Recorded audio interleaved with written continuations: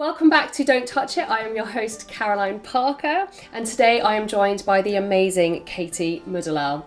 She is a gorgeous mom of two beautiful girls and a fantastic wife and partner to Rab. She is the epitome of a phoenix that has risen from the flames. While she didn't have the easiest start to life, she has found strength and peace through reverting to Islam and is now absolutely thriving.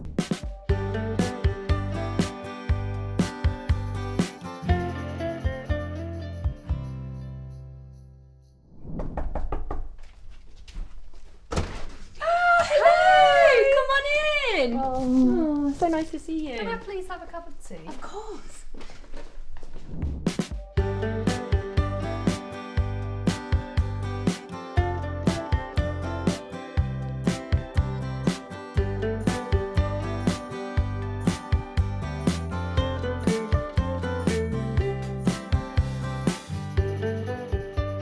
Okay, are we having a cup of tea? Well, usually I would have coffee, but it's giving me the jitters, so I think it's been giving me the jitters, so I think I'll join you with tea. Oh, fabulous. You know, not many people drink tea anymore, so it's always a joyful moment when I get to share a wonderful glass of tea. Cup of tea. Take it then. Okay. Yeah, because I don't have a kettle. Oh, it's all right. You've got a wonderful machine. Right, you hold those. Right. I've got a few more bits to No, grab. I don't know if you know this, but don't touch it. I actually leave the tea bag in. Do you? Yeah. That's controversial. Yeah, I know. Yeah. You're going to do it today. Wow. Right. What do I want? No. Are you going to do oat milk? Yeah. Oh, what's that? Cornish milk. Love Yeah. it. And it's Cornwall. barista. What does that mean? A barista is a For coffee. hot drinks. Okay. I thought barista was like a person who makes coffee. Well, coffee, tea, I don't know. Is it just coffee? I think it's both. Someone's going to be yelling at us in the comment section going, it's for this. Right. No No one puts baby in the corner. Oh, you put the milk in first? Well, you haven't given me a spoon, so I was just adapting. Here you go. Alright, thank you, darling. This is a bit milky for me. Sugar! So I've got brown and white both in this pot. Oh, no, mixed together. Yeah. Alright, brown on the top, white underneath. So if you want white, you're going to have to scoop lower. No, I don't take sugar. Oh. You know. Oh yeah, because you drink so much tea. Yeah, no thank you. See, I'd rather eat my sugar. I'd rather do both. I mean, just do both. Alright, let's go sit down. We've got lots to catch up on. Yeah. Not like I haven't seen you a couple of days ago.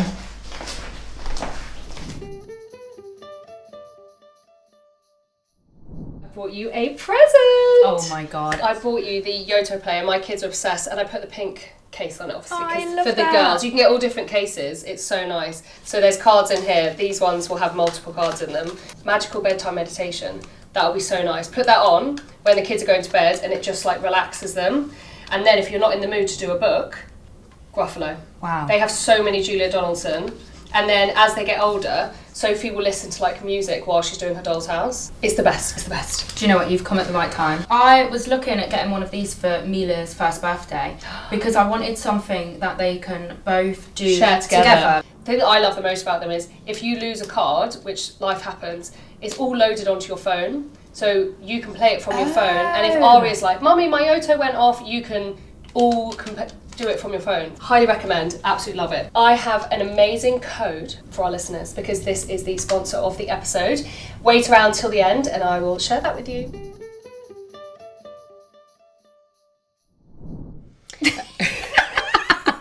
Right, okay, so for the people who don't know you, I mean if you don't, now you do, what is like at the top of your CV? Like who are you? I'm Katie. Where am I looking? Does it matter? No, talk to I'm me. looking at you. Talk to me. Yeah. Yeah. I'm Katie, a mum of two girls. Girl mum. What else am I? You're a wonderful wife. I'm a full-time content creator now, and I've just joined your crew. Yeah. 30s. Yeah. Dirty and flirty. 30 years old. It's Yes. fun here. Yes, Yeah, it's, I've been here for 6 years. to be Yeah. fair. Right, you wouldn't have heard this, but I refer to you as like the phoenix who has risen from the flames. You perhaps had a rocky start to one's life, but now you are absolutely, I hate this term, but you're absolutely smashing it. That's really deep. That's so deep, babes. I've never heard that before. That's quite emotional. You are. So you were brought up in Leicester. Now, is Leicester in the north? You would say it's in the north. Living here now, would you say Leicester's the No. north? No. Just the Midlands. It's very in the middle. It's the East Midlands. So I used to love living in Leicester. Never eat shredded wheat. Okay. But on the map, it does look... Well, it doesn't because Scotland, but it's the very middle. And I used to love living there because I've got friends all over the country. Yeah. And being in Leicester would be like the central point. So it was very easy to get out and get to places. I could probably get to everywhere in 2 hours max. Oh, nice. And people would usually come in because it was just the easiest place to meet. Yeah, so yeah. that was great. From people you mean who like lived in the north, like Manchester? Yeah, like my nan lived 2 hours. I had friends in Manchester. That was, I think, 2 hours. London is exactly 2 hours. Yeah. Everywhere was 2 hours. And there's fast trains and stuff, isn't Yeah, there? exactly. Yeah. Direct link, 50 minutes, you're in King's sweet. Cross. Yeah. So some people, right, it's really... Do you know what's really frustrating? Moving here and being closer to Rab and his family, but it still takes me longer to get into central London than it would if I was living... Because it stops everywhere. Yeah. Yeah, so like my train into London takes 45 minutes because we stop all the time, whereas them faster trains, they're just like zoom. Yeah. And they just go to one stop. Yeah, they don't stop. It's amazing. Yeah. So that's where you grew up, was in Leicester? For most of my life. Okay. Yeah. So I was born... in Peterborough, really random. Yes, I actually have been to Peterborough. Have you? Yeah, I used to row, and we did like a rowing weekend there. There's like a man-made lake. It's kind of boring. You rowed? Yeah. Rowed? Do you say rowed? Yeah, Rowed? like row your boat. And actually, it's one of those things I'd really like to get back into when my children leave. I feel like rowing, when you're at uni, it was like an elite sport to be. Like if you're on the row team. They call it crew in America. They call it crew. crew. Yeah, if you're like in the rowing team. Yeah, I used to walk down the canal and be like, they look cool. I wish I was part of that. Oh my god, people thought I was cool. I was so uncool, so that brings Well, maybe me the joy. men. Okay, Don't know about the women. When you were in Leicester or in that area and you were a child, and obviously as your friend I know parts of your life, did you realise like at the time that was normal to have like a harder upbringing? Did that child know that what was happening was not normal, or did you just think everybody else had that? I don't think you know until you're out of it. Because as a child, you're normal. It's your normal. Like, that's just your normal as a child. You don't know how everybody else is living. So you just, go through it. Yeah. And then I think it's later on in life when you think, that was not fair, that happened. Like, I didn't deserve that. That's not how everybody else lived. And I think I used to struggle with that a lot, especially at Christmas time and like these events when it sounds so sad, but I'd be in my bedroom and I'd like, at the end of the day, I'd go to my bedroom and I'd look out the window and I'd be like, or on social media, that was a hard part of it. Because I think when I got to my teen years, social media started coming, like taking off.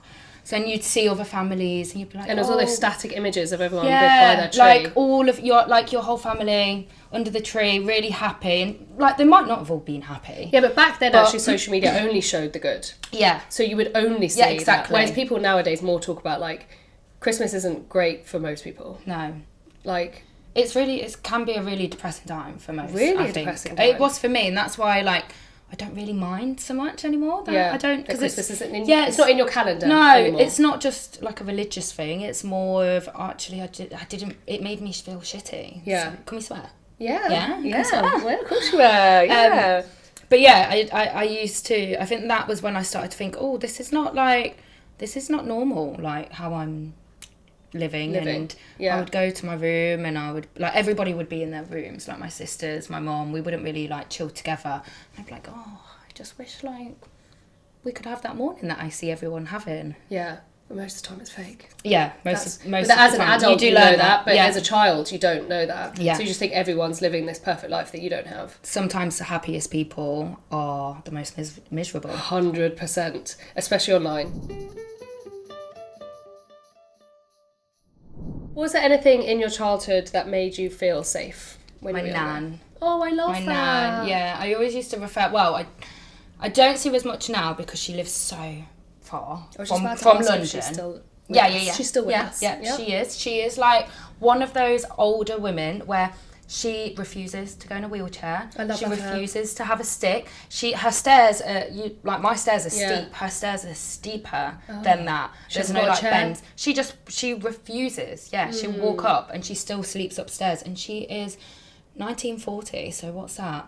85? Is she 85? I don't really know. Yeah, 85. in her 80s. And she's like, she looks not a day older than 60. Oh my God, love that for her. She was my safe space because when I was a baby, like, so I don't think I've ever spoken about this before. Okay. But when I was 9 months old, when I was 9 months old, I had a coffee table thrown at my head as a baby and ended up in hospital. And my mum, well, the best place for me to go at that time was my nan's house. And how old were you, sorry? 9 months. So I think I have a Yeah. tiny little mark on my eye. Yeah, like you a do. little, it's tiny. Yeah. That's like what? And that's what that's from? Yeah. As if. Yeah, I had like I was okay. I just got really bad concussion. Just fucking 9 months old. I'm a very resilient Yeah. person because of it. But no, the best place for me to go was to my nan's. Yeah. And so my mum dropped me off, and I don't think I lived with my mum properly until I was about 2. So I Okay. spent the most important The 2 core, years the of core your life. bonding moments. Yeah. With my nan, and apparently they both always speak about it, because my mum even says it was really, like, she hated doing it, but she was like, if I don't go back and just show up and say I want Katie back, I'm never going to get her back, because my nan was just so attached to me. Of course, and rightly so. Because you deserve that attachment. Yeah, I needed it. Yeah, Like, every it baby was- does. Yeah, it was the first time. So the reason that happened was because my mum, when I wasn't even here, had an affair with my dad. And I With your came dad? about. I see. Yeah. No, yeah, so the affair was with my dad. Yeah. Ended up pregnant. Yeah. Somebody else Yes. came around and was like, oh my gosh, you've got another baby. Where's Yeah, this baby yeah. come from? And it was like, oh, well, not you. So then I was like this child that was like, yeah. I see. So I lived with my nan, and then a few incidents. So we were in Boston at the time, which is Lincolnshire, very like east coast, north coast on the You're map. like in America then. No. Isn't it funny? I mean, Yeah. as a child, I used to tell people that I grew up in America. Oh, I love that for you. Yeah, that's your little fantasy. Yeah. I love that. I know. You know when you tell like white lies as a child, Yeah. no one knows. And I was like, yeah, I lived in Boston. They were like, where? I was like, Petersburg, and that was in Russia. Just like the only thing in my head was Peterborough, so I just made this random make place it up. No one questioned it. Love that They for just you. believed it. Even my teachers, they probably Oh my thought gosh, she's well, like, she hasn't got telling an a fib. accent. Yeah. But But yeah, you were living with your nan. yeah. And then I think my mum got me back, and a few other things happened with this person in mind. And there was one key moment where he pushed me and my sister in front of a train track, on the train tracks, when like, you know, Where when they the come road down on the road. and the barrier yeah, we comes were down. pushed, Yeah, and yeah. like a swarm of police like came to the scene, and they basically said to my mum, you need to move outside of Boston, like none of you are safe, and you need to move at From least this person. yeah, you need to get away, because it's just not going to happen. He was like in and out of prison, and Boston is a very small town. Yeah. So you just cross. Like They'll always know where you are. Yeah. So we moved. They basically said you need to move at least 100 miles away from here, and Leicester was that place. So we. Wow, Yeah. okay. We moved Oh, to it's Leicester. giving me... That's suddenly I just got such a rush It's of like really- goosebumps. It's really funny because people are always like, "What the hell?" When like if I ever talk to anyone about this, they're like, "How are you just talking about it? Like Yeah. it's normal." But I guess, like I said earlier, like But it it's just was trauma. my normal, and the only thing you can do is like block things out and move on to the next. Like block things out and just keep going. And yeah, we moved to Leicester.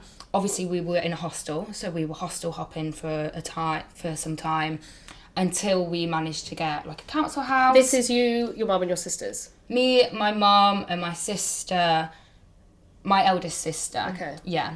So it was just us three kind of just going around as we were. And we got our first house, so like our first sense of security, because from a baby we were just constantly in hostels. Like we just didn't have a proper, what's the word, like a base. There was no base. We were just constantly on the go. Like I'd been to so many schools, and then we moved into this house, and that was our first. I remember, I'm not going to say the name. I remember the road, and we started school there, and we thought, great, this is it. Fresh start. Yeah, but what a proud moment. My mum had there was like a common theme of just bad men coming into our life, so it was always relentless. Yeah. I remember in that house. Everyone has a type, and when you're in a bit of a cycle of it, you're looking perhaps for like the wrong things in men. Yeah. I think it. Like, I used to blame her as a child, thinking, why did you let all these men into our lives and do these bad things to you and us? And then as I grew older, like, I learned about these things. And, like, she had trauma. She had a bad childhood. She was adopted. Like, she went through all these things and no one guiding her in life. So I guess when she found someone, that was her security. Yeah. But then they would turn into these horrible... You don't know what someone is like when you meet them. When you first meet them. Does. No, anyone can turn. And these, like, narcissistic men are the best at pulling... Yes, like, these women who need... Preying. Yeah, on the weak. On insecure women that just... Yeah. So I don't blame her. Like, we're in a position now where I've learned the best thing to do is that's amazing. Yeah. Like, I obviously know... from being friends with you, that your mum, you'll see her sometimes, and if you don't, like, you're really relaxed about it. You don't have expectations on her. When she is involved, she's really lovely with your kids. She loves them so much. When she's not there, exactly. As a teenager, I always thought she won't be in my life. Like, the moment I move out, there's not going to be a relationship, and I'm going to be at peace because of her. Yeah. But then she came into my life again, and she's been great. Like, we speak about things openly. We don't talk about certain things. But you can't. You have. I think the biggest thing I've learned in life is you either hold on to something and just let it ruin your life, or you keep it in the past and say, how can I not let this affect me as an adult? Do you think that forgiving her was like part of your journey to... 100%. Like, I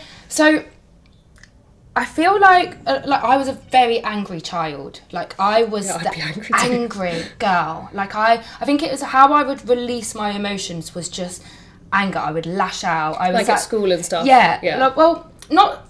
Did you like school? I guess so. I did, but at home I would be like awful. Yeah. I would have shouting matches with my mum. Like, I had no respect for her. We would just be arguing and fighting all the time. I can understand that. It's hard to have respect for someone that you feel like she doesn't respect you. Yeah. If you're bringing these people into the house, like, you don't respect yourself. Yeah. It's hard. You're also a child. You're not her mother. Exactly. And I don't know, like, I'm not angry anymore. You're such a non-angry person. No. Like, I'm not confrontational. I think, like, it's probably part of that is that I don't know. I learned as a child it didn't ever get me anywhere. No. It just You're the opposite now. You will actually go silent. Yeah. Yeah, I go into myself and I just think, I can't, like, I don't want to deal with that. No. And I just let things go and just move on. Yeah. Because it's just the easiest way to handle things. I don't think it's always the best way, but it helps you be the bigger person now. What would you have said to as now being 30, what would you say to that little girl who was living with you now? That I don't know, it's hard.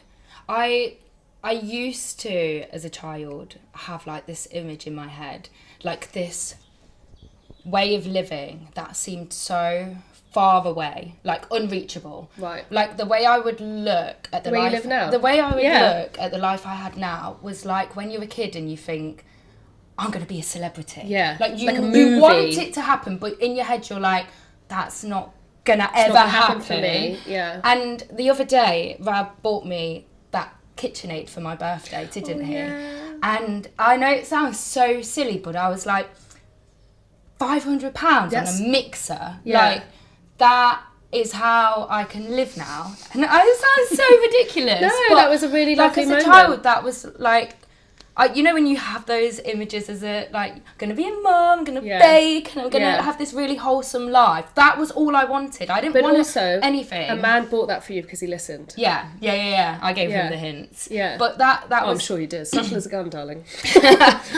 He had many WhatsApp messages. But he still recognised that. Not all men do that. Yeah. He recognised that and was like, let's go. And you know what? I love it also. He took you to the shop so you could pick a colour. Yeah. And he made like a lovely moment out of it, being like, which one do you want? I know, I was in shock. This is lovely. And I mean, like, that came from him, but we're a partnership. Do you know what I mean? Like, you've created this life together. This is our life that we have. And I, like, a lot of people always wish for these crazy things in life, like really materialistic things. But for me, it was just having a peaceful family setup and environment. And that mixer is kind of like representation of that. Yeah, it sounds silly. No, but it doesn't. Yeah. It's such a small thing. It's like, I'm really looking forward to getting my banana bread from you. Yeah.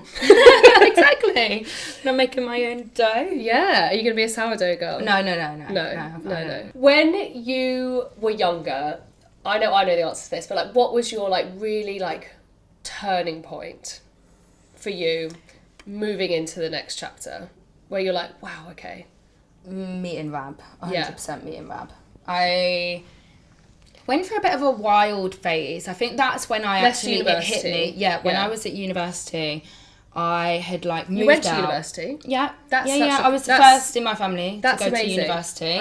That's fantastic. Yeah. Not many people after that type of childhood would take the risk of like going to university and having the confidence to go and do that. Luckily, as a child, I was one of those kids in school where I would just pass without trying. Oh, so I didn't really revise. I would just I would get like A's and I wouldn't actually. I think I was a smart child. Yeah, to be honest. But do you think school might have been a bit of an escape from reality for you because it was like a nice safe place? I didn't like coming home from school. And you got a nice hot meal. Yeah, and I always used to like.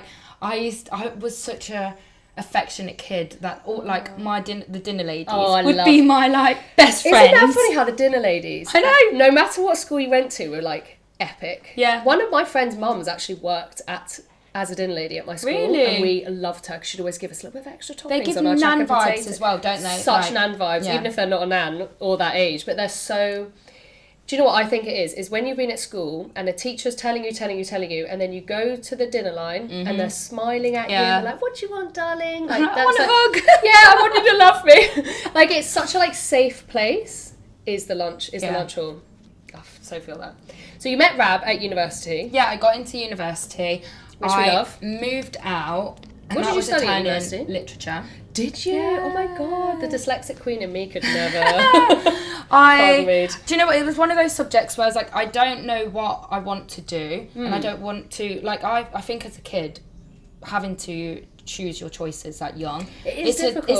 It's like GCSEs, having to pick 6 subjects. Yeah, and I couldn't do it, so I chose. You know, like some people be like, I'll do chemistry and maths, and they really like confine themselves to one area, whereas I was like, how do I keep it broad? Yeah. So that's what I did. I did like business, literature, went to uni. I moved out, and that's when I was like, oh, my own place, my own space. Did you live in halls? No. Okay. No, I couldn't do it. I lived in a studio flat. Did you? Yeah. God, that's really confident. Yeah, I lived in a studio flat above a co-op, and I worked in the co-op, so I would come down, work, do my shift, oh my god, that's amazing. Yeah. And that's probably where you got your food. Yeah. A lot of the time from the reduced section. Yeah. First dibs. So I moved there, and I was a gym rat. My escapism was going to the gym. I would go to the gym 6 days a week. Like, I was crazy. But it gives you focus. Yeah. Something to do. Yeah. I would be there for 2 hours. Love it. Train my legs. Like, I could deadlift. Like, I've seen the pictures. 120 kg when I was like at uni. Yeah. I don't think I'd be able to do it now, but I was getting there. And then you saw Mr. Revere. Well, he saw me. He saw me. Mr. Revere saw you. Yes. The gym, like, has these big windows you can see out into the street, and apparently Rab said to his friend, the next time I see this girl, I'm going to speak to her. You had really blonde hair at this point, right? Yeah, That's when your hair was like white. Yeah. So you were striking. Yeah, I was like, I'd wear these fluorescent gym leggings. I'd like strut my stuff in the library. And She's apparently electric. he didn't like have the confidence to meet me, to go up to me in the library. And then he saw me in the gym. Of course not, babes, you're 10 out of 10. He saw me in the gym, and it's so funny because I had a boyfriend at the time. Naughty. Yeah, I know. But we were like on Rocky. We were coming to the end. And also you're like, what, 18? 18, I think. Yeah. Was 18, 19. Yeah. That's uni age, isn't it? Second year. Second year would be like 19, 20. No. Third year. Oh, I don't know now. He was doing his masters. So I think I was either second year or third year. Okay. And he walked past me in the gym, and he was like, oh, I think I've seen you somewhere before. And I was like, oh yeah, I think I've seen you. And I had never seen him before. Knowing ever. Rab now, I can just hear his voice saying that as well. It's funny because I went to the gym so often. I know that people approach you. Yeah, but you don't speak to people. Don't have time for it. I'm here to work out. Go away. Yeah. Don't want to talk to you. Put my head down, headphones in. Don't talk to me. But then he came past me, and I don't know why. I was like, oh, I don't know if it was the confidence in him that I was like, oh, okay. And he was like, can I, like, I don't know which way around it was, but he was asked me if I could give him his number. And I was like, no, you can have my Facebook. Love that. And very millennial of you. then he was like, yeah, I was like, oh, we give you someone your number, you can't get rid of them. So I was like, Facebook, like, at least I can unfriend and block you. Yeah, exactly. But And I don't could know have if a that little was actually store. worse because he had like all my name, my name history. But you could everything. go through his pictures. Yeah. And have a look at what he really looked like. True. Yeah. Anyway, that moved on to him saying, do you want to work out with me? Do you want to do an same ab day? workout? Yeah, same conversation. And I don't know what it was because normally I'd shut people down, but I was like, oh, okay. Like, so we went into this room, did an ab workout together, really strange, like leg crunches. He was throwing my legs down to the floor. I bet he was. So strange. Sorry, can I just touch your ankles? Yeah. And I thought, oh God, how am I gonna, like, I was on rocky terms with my boyfriend at the time, but I wasn't, well, I don't know actually. Don't know if we were on the verge of breakup. But it helped me make the decision. Okay. Definitely. And then I didn't speak to Rab for a few months, and somehow he managed to get my Snapchat, because we were on Snapchat back then. You know they're on Snapchat now. It's a big thing now. I've not had it. No, it's not for me. Deleted it. I think I'm too old. I think you can make a lot of money on Snapchat, actually. I think it's very Gen Z. Yeah. So we're in our 30s now, we can't do that. It's so funny. He messaged me like, should we go on a date night? But back then, like, I was just not the kind of person to get dressed up and go out. Our first date, I had wet hair. I was wearing his hoodie, and we went for a Chinese.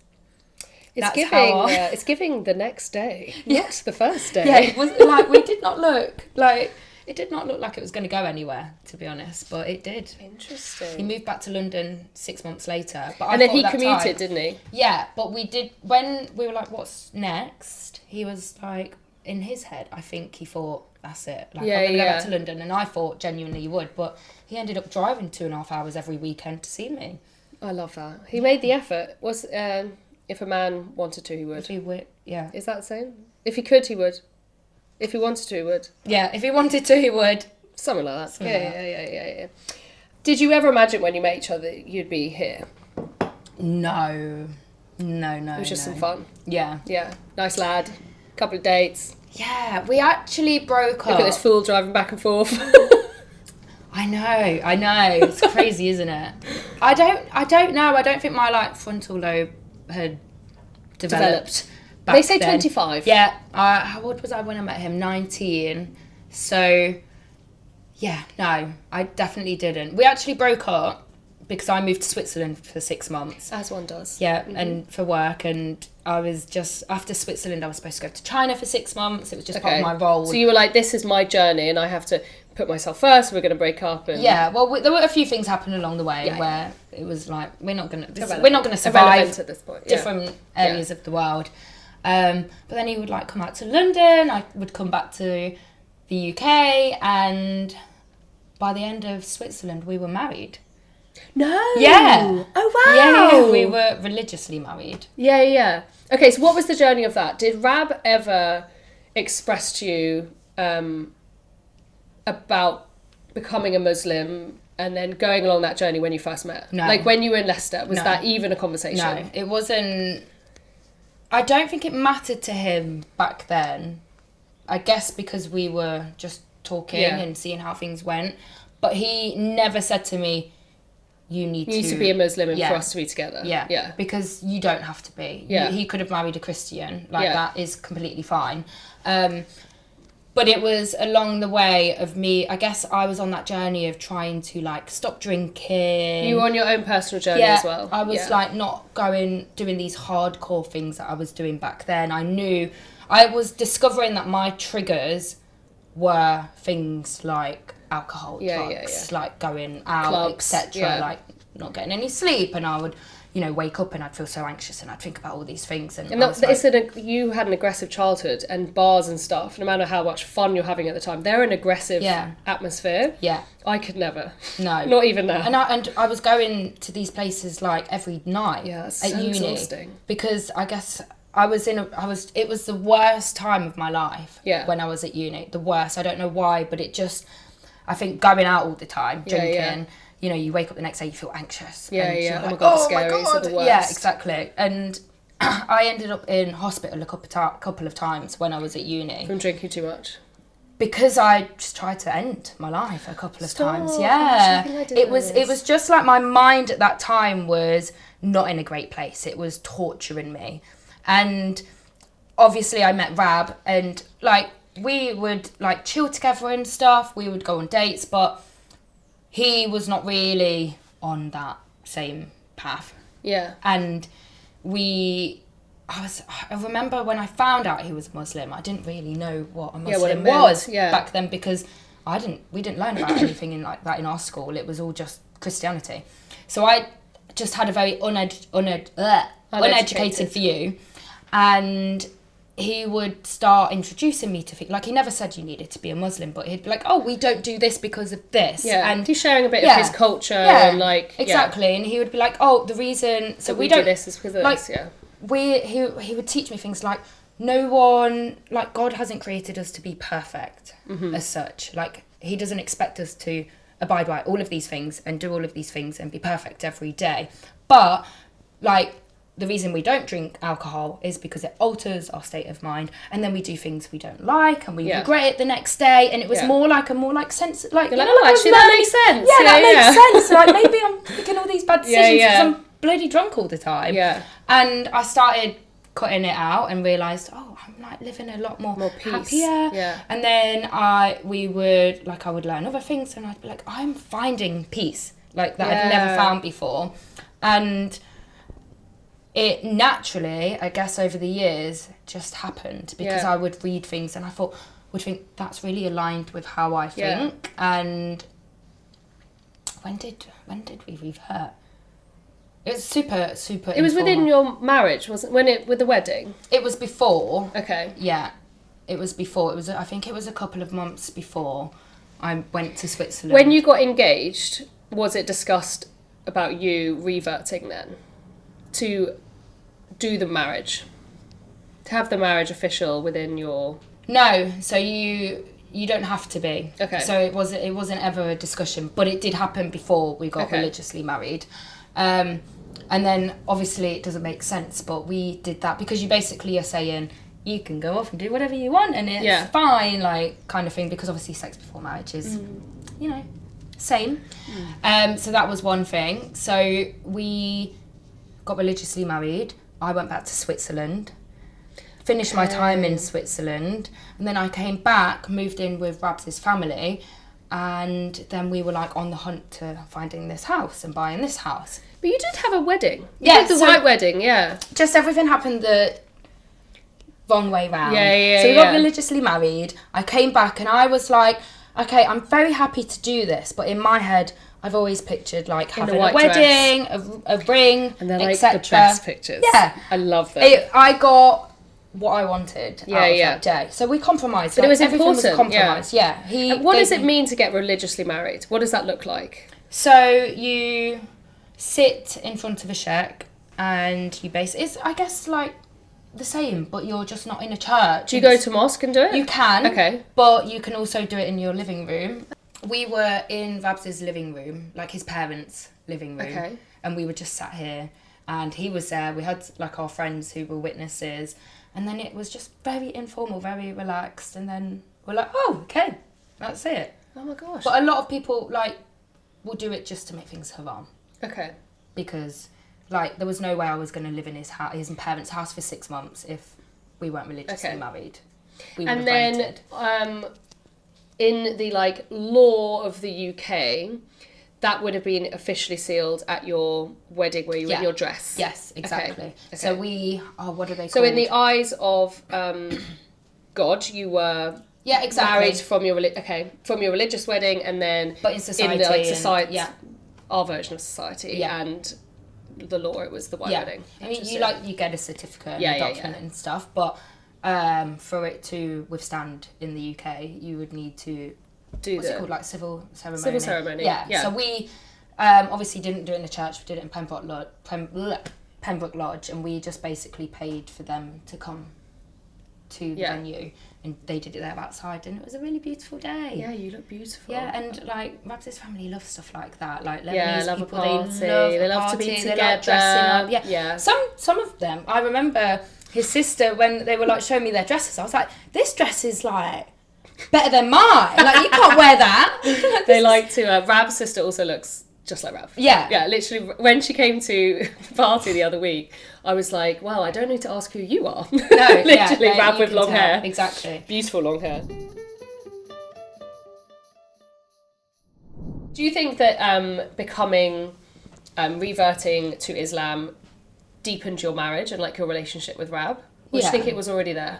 I think it was already there, but I think we grew as a couple. Yeah. On it. Like we both went on a journey of like just reining it in a bit, and it's also like Rab reconnecting a bit as well, and you guys doing it a lot I think together. It was more that, and then having kids is what secured everything. So you and Rab have started doing these amazing like conversational YouTubes, sat right here, where you talk a lot about like male and female roles. We have touched on it a little bit. And you got a bit of heat recently on one of your videos. Nothing's worse than a video going viral. Yeah. It's actually the scariest thing. It reached the angry men. It did. I always say that like a video is so nice when it gets like a good couple of 100,000 views, but then when it goes over like 500,000, the comments get vile. It's so scary.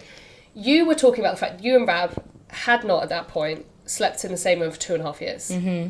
You have now. You're back in. Yeah, we're back in together. We're back in together. People gave you a lot of stick. Yes. But you were sleeping. You have a 1-year-old, and you also have Aria, who's 3. Turning 3. Turning 3. When you had the baby, you were like, I'm taking the baby, and then Aria was still not properly sleeping, so Rab went in with Aria. Yeah.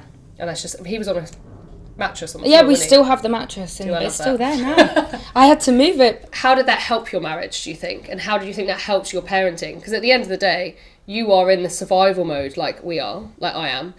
And for you, that was what worked for your family. Yeah.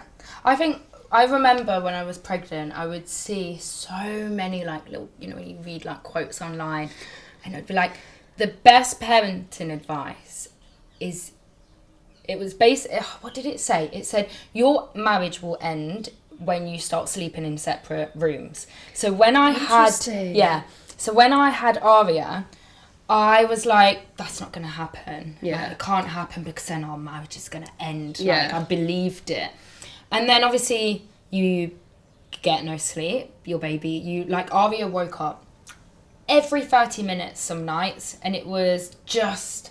crazy. I would be so sleep deprived. I would can't function. Rage. I would be like, I'm a vocal person. Whenever I'm tired or whatever, I just let it out. Yeah. So there'd be some nights I'd be like screaming into my pillow because I'd be like, I'm just so tired. I need to get some sleep.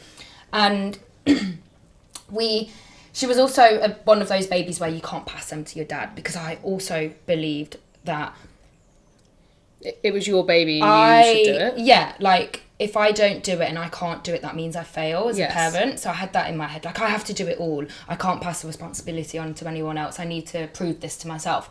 So I would do all the night shifts, and Rab would just sleep in his room. But our setup at that time was, with one kid, that worked, because I would be tired in the night, he would wake up at 7 a.m, he would do the morning shift, and I would sleep for like 2 hours before he went to work, and that really helped me then go into the day with a positive mindset, because I was rested. Yeah. But then Mila came along, and we were like, how do we do this then? How do you put them both to sleep at the same time? Like, that was my biggest fear. I remember when I was pregnant thinking, okay, I still need to lay with Aria to get her to sleep. Mila needs rocking to sleep. How do I do that? And some nights I absolutely bossed it, but most of the time it just didn't work. And Mila then, you know, they always say, if you have a bad sleep, you're going to have your next is going to heal you. No, both mine. Both mine. Mila's still waking up every hour. And I was like, okay, she's going in the bed with me. You're going in the room with Aria. Yeah. Because Aria would wake up in the night, and she would run into our room. That would wake Mila up. We'd all be awake. That is not benefiting anyone. So we were like, yes, get a mattress, put it on the floor. You sleep next to Aria. And Aria she then started sleeping throughout the night, because she would wake up slightly, see him, feel safe, and go back to sleep. And that was the most, like, you do what works to survive.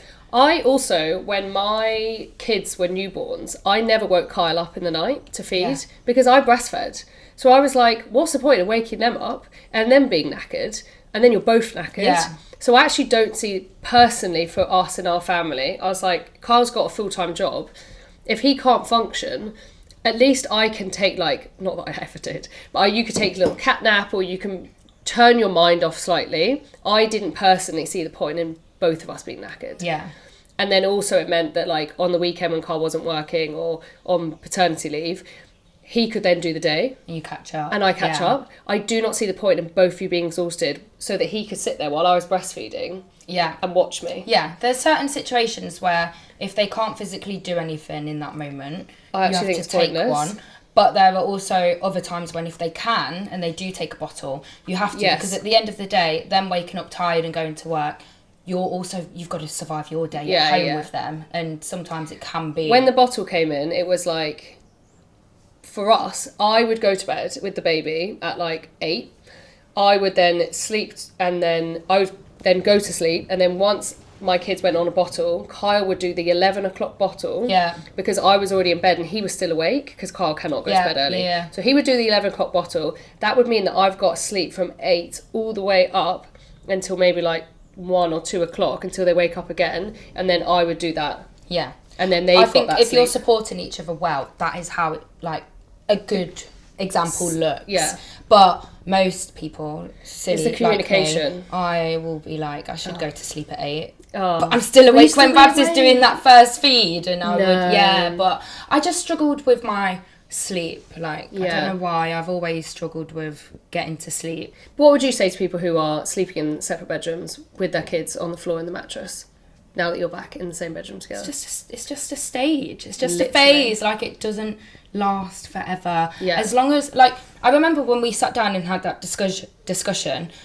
then we came away from it, and I was like, Mila is taking a bottle. I can put her to bed and she'll stay asleep for a good stretch, at least the first bit. This first bit of the night. We could probably now try putting her into the cot, but I didn't think you never think you're going to get to that point. Yeah. You never think we're going to come out of this, but we were like, oh, actually, we can't, like, let's just try. And Aria go to sleep fine.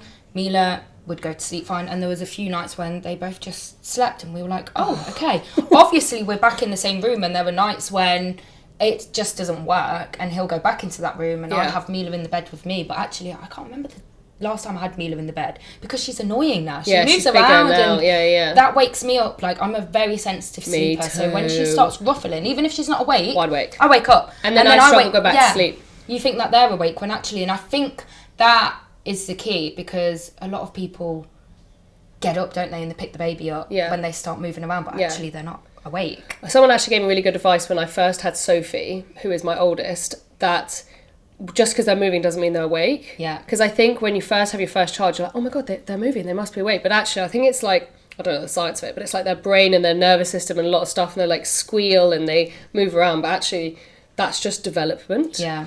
And I would often, you've got to wait till they're like crying to like actually do something, which I did not know. Has your faith and finding your faith changed how you see motherhood now? 100%. It's obviously brought me so much peace. I always talk about this. It teaches you to slow down and focus on what's important in life, whether that's family or whatever. Like when we pray, it's just a couple of minutes where you forget everything around you and you really focus on what's important. And I think they are really good traits to teach your children. Yeah, exactly. I liked what you said earlier about it's okay if you have these flaws, but it's how you sort of like adapt around them and move forward and work on yourself. I think that's so amazing to teach your children because that's just humanity. Like at the end of the day, we are all human, whether you're a Muslim or not, but that's just such a really lovely thing you mentioned earlier, which I really liked. And children like a big thing in Islam. Like when you go to the mosque, like you might see Rab. Rab takes Arya. Rab takes Arya, and a lot of people are like, is she not too young for that? And it's like, she doesn't go because she has to go. There isn't... And people welcoming of her, because obviously she's probably running around a bit, aren't they? Like, I remember reading something, and it was basically like, you know that we have failed as a community when you no longer hear children laughing at the back of mosques. Because it is like, there are so many places when, you know, you're trying to focus and kids are just muted. Or you look at them and like, be quiet. It's like the complete opposite of that. You will, like, after this, go on TikTok and search, like, kids in mosques. And you will see videos of men praying, and grown men playing, and kids climbing on their back. And then they don't stop. You don't stop. Because you're in your focus. And that's what it's about. And they are, like, getting thrown in the air when they're, like, coming up and down. And they're laughing at the background. Like, they're not silenced. It doesn't affect like what you're doing, you don't see that anywhere else ever. I grew up in a Catholic church and we were be quiet.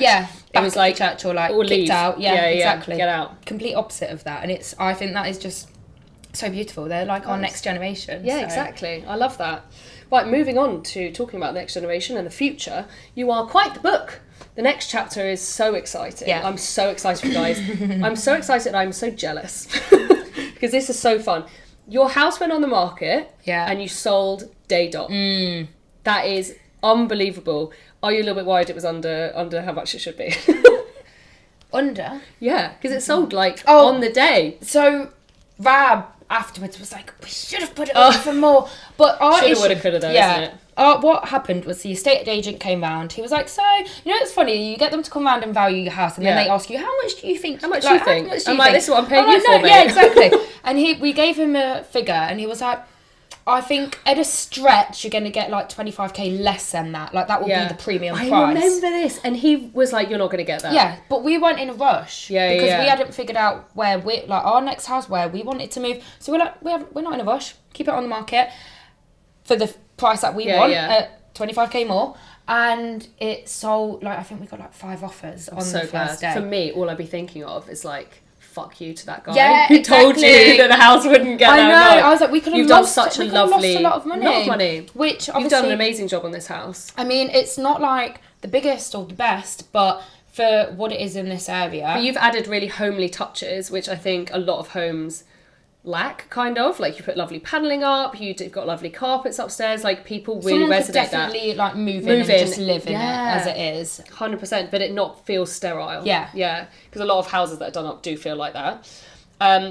Right now, you want to live close to Rab's family because they are your village. They are like so important to you. Rab's mum is a big figure, like in your village and in your community, which is lovely. Obviously, as we talked about, you don't have maybe consistency with your mum, even though she is there, it's just not consistent. But Rab's mum is like, she's the only person that would have both of us. Like, you know, having 3 children, it's so hard to get multiple someone to children. Want to, like, doesn't mind watching them all at the same time. With open arms. Yeah, she's like it's not a chore to her. Yeah. It's not hard It's work. important to stay close to her. Yeah, exactly. Yeah. So it wouldn't make sense for, like, we were looking at places like 30, 40 minutes out. And we're like, we can't expect her to drive and then watch our kids. And we It's just, a lot. in the end, decided closer is better. So we're going to be like a 5-6 minute drive from her, which is amazing. Before then, you are going on your gap year. Yeah. Your gap year where you are taking the children and husband and you're going... Okay, so all the furniture's going into storage. Yeah. And then you are... You're going to do a car? So you were going to get like a bus thing. Yeah, we obviously it sold really quickly. We hadn't found a house and we were like, we don't know how long we're going to be out of It's so the hard. home. Anyone who listens to this in America, it's not the same system. So No. like our houses take so long and then you could have a gap. So Yeah. why not utilise that Exactly. gap? Like, and a house sale can take 8 months. But then Exactly. your next house might not be ready. It could yeah. take 12 months. So they are giving us like before the end of the year, but obviously we all know that's not realistic and it never, the dates they originally give you, it always gets pushed. Always, yeah. So And not by days, we're talking like months. yeah. So best case scenario, we could be out travelling for a month and then come back and it be ready to move in. So we just decided, you know what? We are never going to be in a position. You're Never. Like when you're not paying rent or a mortgage or whatever and you have this time to just go and do something. If we don't do it now, we won't ever do it. And it's always been a dream and of the mine. girls wanting to do it with you because then you Yeah. get to a tricky age when they're teenagers, when they have time and you guys Exactly, haven't in the started school, school. yeah. So we're going to go in an RV. I think when you're watching this, actually, You might be we on will it. be on that road trip. Yeah. Because we've had to book this in with you because we weren't sure if you'd be gone. Yeah. That's the thing. Or if You're I'm, going to like, do where it I'm quite gonna be. short notice, aren't you? You're going to get an RV, you're going to fly to Norway, and then drive up To the north. Yeah. So we're going to start in Oslo. I don't know where we'll be when you're watching this, but we're going to start in Oslo, get an RV from there, go up the north of Oslo, cross the Atlantic Circle. Sick. Come into Sweden, Finland, and then hopefully along the way, the only things I have on my wish list Okay. are seeing the orcas in the You fjord. said that they have a migration or something at in that time, November. right? So just after. So I was thinking November. It's like because it's all getting pushed back. I thought we're not going to do it. It's going to be cold. But actually, November, like mid-November, is a But it's perfect time beautiful. because I think the herring, which is what they eat, go into the fjords. You're asking the wrong person. Yeah. So they should all be there when we go. That would be so And the sick. Northern Lights it's a perfect time to see them as well. So hopefully I'm so excited for you. Yeah. So you're going to do some maybe sleeping in the RV, and you've said like if you're too tired or you're just feeling like you're on top of each other, you get into a hotel. Yeah, I think like need be. I'm not naive. I know we're gonna get a weekend and be like, oh my gosh, we need some space. But part of this road trip is also staying in, like, we want to stay in these really beautiful like igloos and stuff. So we will be booking things along the way to and stop go off into at. it with such an open mind. And I think that's what you've kind of, when you go into a new place, obviously you have to have some sort of structure so you know your flow, but like you're going into it with such an open mind. I'm so jealous. I'm now going to go into a quick fire round to pull this all together. Okay. Well, who is more dramatic when they're ill? You or Rab? Rab, 100%. Is it Matthew? Yeah. I get up and like go Clean. out and still I get up and still clean and get out the house. Soft is like Right, soft play or the park? soft play. I love a soft play. Yeah, but it has to be the right soft play, Isn't it? like where I we like did that one that Mila's you did Mila's birthday yeah, party. where you can see them, where you can sit down and see them. Yeah. I don't want to go into the soft play. No, and you can't leave your kids for other people to parent. No. So having somewhere you can see them, you don't feel like you're being judged for sitting down. I love that place we did. What was it called? Lakeside, yeah. That one, and then Munchkins in Byfleet that very I go similar. to. Very similar vibes. Yeah. Sit down, cup of tea, watch your kids. Yeah. Maybe not for like the older, like Sophie's bored of it, but yeah. A cuddle or a quickie? Neither at the minute. I agree. Silent treatment or a full-blown argument? Oh, With if it's Rab. Rab's full blown argument. Yeah. Like with your mate? Silent treatment. Yeah. Yeah. If you had a free day, listen up, Rab. If you had a free day, no kids, no Rab, what would you do? I know what I'd do. I'd still bloody clean and do work. No, you can't be in your house. Okay. Can't clean. I'd love a spa day and a massage. Isn't it? Yeah. We should make that happen. Yeah, like a day, even a night, to be honest. Oh my God, we should do a night. Yeah. We need like a manor.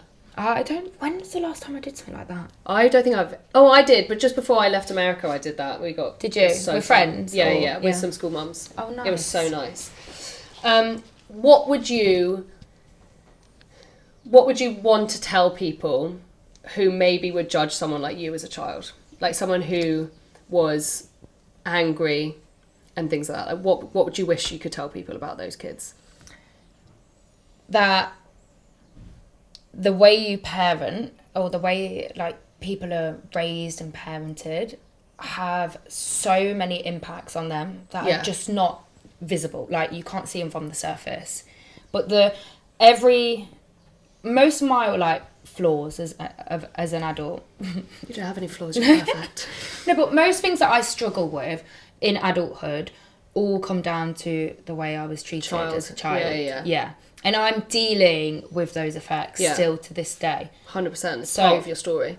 Yeah, it's like I was... Never judge a book by its cover, because you never know what people are going through. Exactly. Whenever I see like angry children or something, I'm like, it's their only way of letting out. Yeah. Something else is happening. Yeah, exactly. Yeah. Right, so we're going on to our don't touch it's, your irks, your yucks, your something that's annoyed you, maybe you need advice on something. That's the vibes. Okay. Do you want to go first or shall I do mine? Yeah. How much time do you have? It's my favourite part. I've got 2. Oh, go on. But get a go. Which one shall I go for? Friends or men? Let's start with men. Mm-hmm. Men who say that changing the nappy is not their job. Oh. Yeah. Oh. Yeah, I've had this a few... Like, I've heard people say this a few times. Though. No, not bad. Not our bad. But to me, like, they don't want to do it because it's disgusting. It is gross. So you're basically saying... And it gets more gross as they get older. Yeah. Like, to me, I just feel like it's saying you don't respect your partner. Because if something is gross to you, but you expect your partner to do it, why is it not gross for her to do? I agree. It's not is respecting is she lower? Equality. Yeah, is she below you? Yeah. Do you know what I've also seen, to take this into quite a dark place, but some people will say that men shouldn't change a little girl's nappy. Oh, no. I think if your partner is saying that they shouldn't change a girl's nappy, fucking run. Yeah, they've got issues. Run faster than the wind and take your child with you. Yeah. I totally agree. I think it is a completely equal thing. Yeah. Yeah, I don't understand why someone would not. 100%. Yeah. I agree. What's your one about friends? People that just repeatedly bail on you. Like, repeatedly bail, but don't rearrange. Interesting, so you're like, what do you do? Like, you have to get to a point where you're like, see you later. I think some people, when they're going through something, selfishly don't think about others around them. Is it selfish on others, but then it's not selfish on yourself? It's a tricky one, isn't it? Yeah, it is. But when it's repeatedly... And you're the one always saying, do you want to meet up? Do you want to do something? That's exhausting. And then they bail, they don't try and rearrange. And then, like, I've had this with a few people, and I get to the point where I'm like, do you even like me? Yeah, maybe this is a me problem and you don't like me. No. And then you're like, you know what? I think you find peace, don't you, when you... I think with friendships is that I have, for example, like moving back to England, friends who I thought I'd be really close with still, and I'm not, because perhaps we're in different phases. Their kids are a bit older, and our kids are different ages. I think with friendships as well, like moving back from the UK back to England, I have friends that I've had for like so many years. I think you can take like hiatuses on long-term friendships.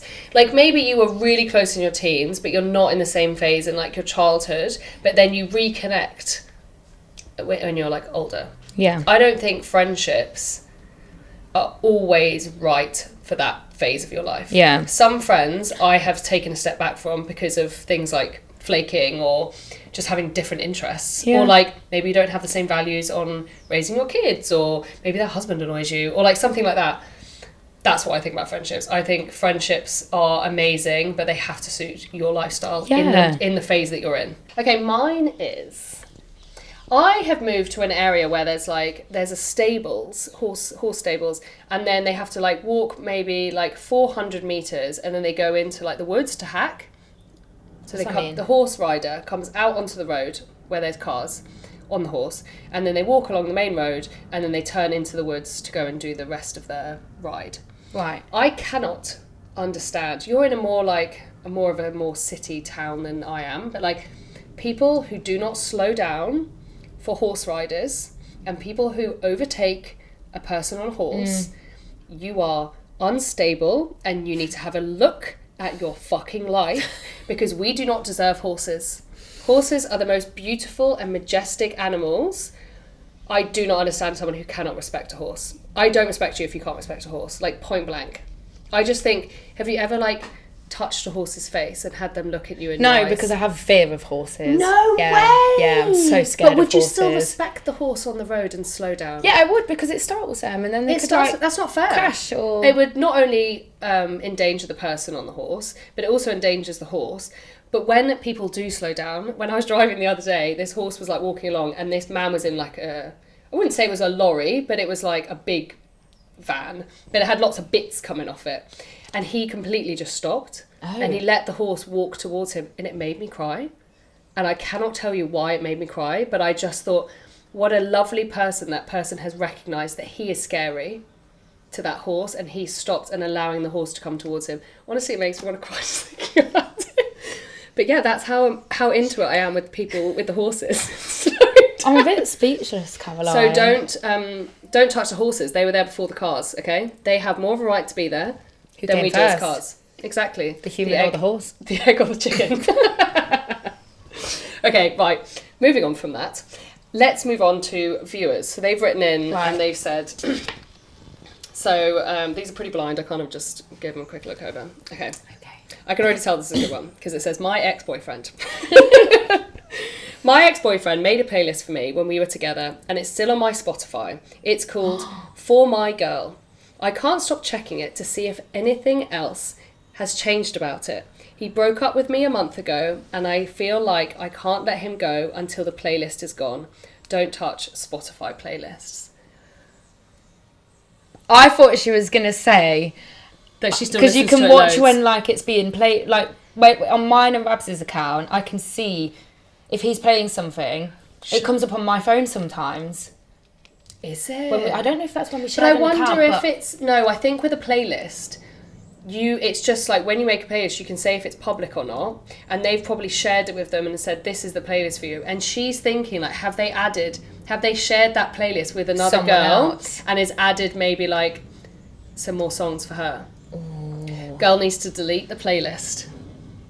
You need to delete the playlist, do some cleaning, or sit down and watch Strictly. Depends, doesn't it, if she wants to be with him or not. If you But don't, if a guy's get rid of it. Honestly, if a guy's broken up with you, like, they don't understand your worth. Yeah. Get rid of him. I always try and think, like, would you still try and envision 5 years' time, would you still care about that person? If you don't think you will, then they are not worth it. Yeah, if you're still checking his Spotify playlist. Yeah. We need to delete the playlist. Yeah, we do. Yeah, we need to move on. Okay. I feel like the Sunday scaries have gotten worse as I've gotten older. That, for some reason, was a tongue twister. Maybe it was after having a child that now every Monday feels like such a daunting thought. I feel like the weekend's just started and all of a sudden I'm an anxious mess over the next week beginning. Don't touch Sunday scaries. I'd be curious to know if this person works in an office. Yeah. Because I can only imagine how someone feels having those days with your kids. Does she have kids? I don't know, no, she hasn't said. Does she have kids? She's just saying... Is she on maternity leave? Because I remember when I was on maternity leave with the kids and Rab would go... I would feel this on a Sunday. I'd be like, oh my gosh, he's leaving me tomorrow and I'm going to be on my own for the week with the kids. And it was... Gives you anxiety to think, oh my God, I've got to do this by myself. Yeah. How much time did Rab have off?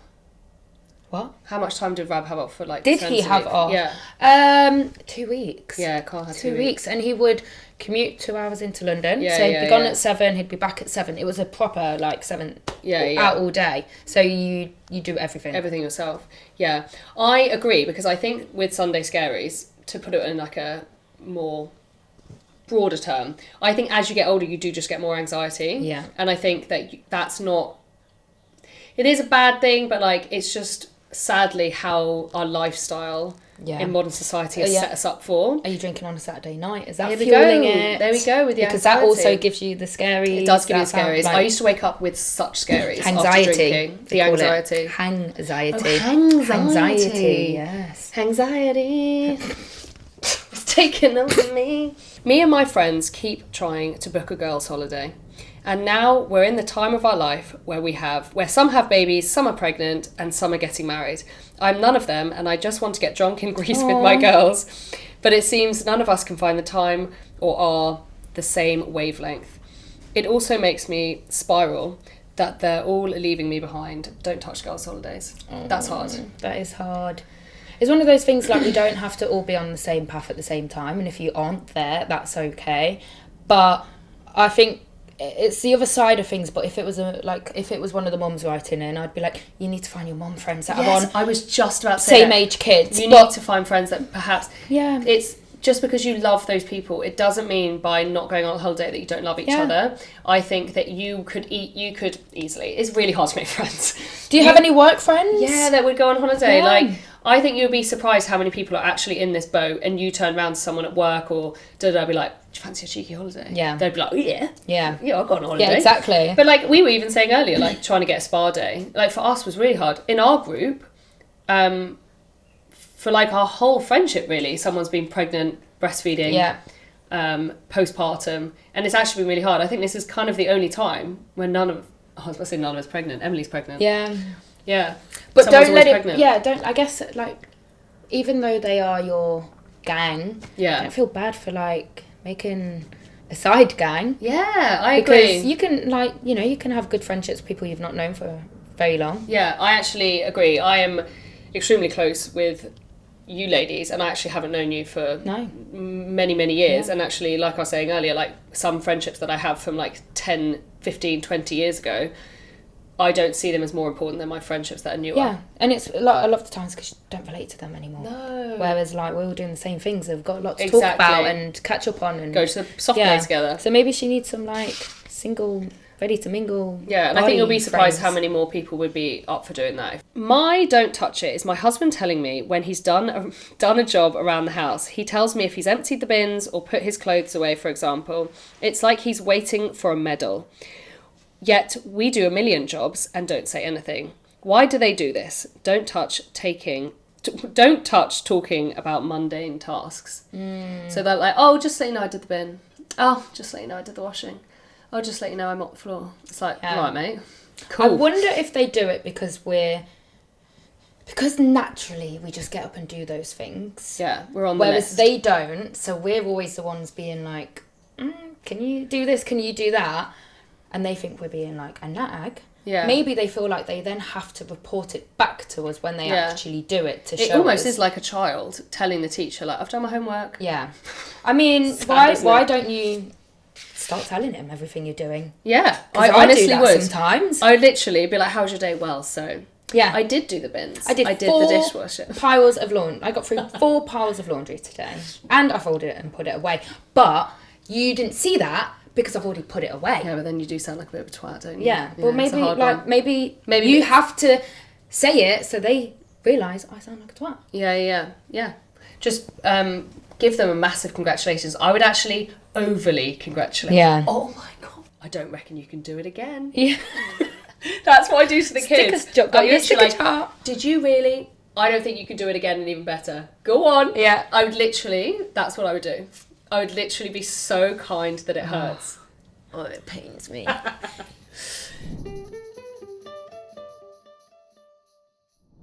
And that's everything for today. Thank you so much for doing this with me, especially as we were on a bit of a tight schedule because we don't know when you're going. Yeah, well, I would say you're welcome to come back, but we'll have to come to the next place.